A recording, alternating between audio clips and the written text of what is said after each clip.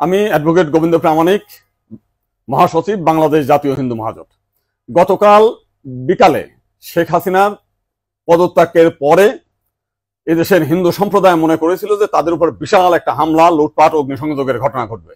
কিন্তু গতকাল বিকালেই বিএনপি এবং জামাতের নেতারা তাদের নেতৃবৃন্দকে হিন্দুদের বাড়িতে হামলা, লুটপাট, অগ্নিসংযোগ যাতে না হয় এবং প্রত্যেক মন্দিরে যাতে পাহারা দেয় সেই ব্যবস্থা করার নির্দেশ দেয়। এবং গতকাল থেকে আমরা দেখেছি সেই পাহারা দিয়েছে। সাধারণভাবে হিন্দুদের উপরে বড় কোনো মন্দিরে কোনো হামলার ঘটনা ঘটে নাই।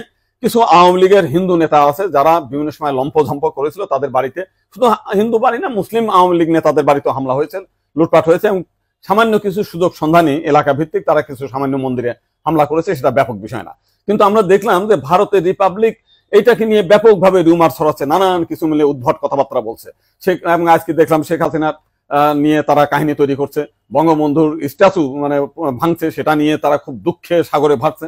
আমার এক সাংবাদিক ফোন দিয়েছিলাম, তাদের বলেছি যে আপনারা যদি শেখ হাসিনার জন্য যদি এত কান্না আপনাদের মধ্যে আসে, তো শেখ হাসিনা ভারতে গিয়েছে, আপনারা ভারতের প্রধানমন্ত্রী নরেন্দ্র মোদীকে সরিয়ে শেখ হাসিনাকে আপনারা প্রধানমন্ত্রী হিসেবে ঘোষণা করেন, সে ভারতও রক্ষা করতে পারবে, আপনার সেভেন সিস্টারও রক্ষা করতে পারবে। আপনারা তো প্রতিদিন বলতেছেন যে শেখ হাসিনা না থাকলে ভারতে সেভেন সিস্টার থাকবে না। তো এইবার আপনাদের একটা বিশাল সুযোগ আছে, আপনারা শেখ হাসিনাকে ভারতের প্রধানমন্ত্রী করেন।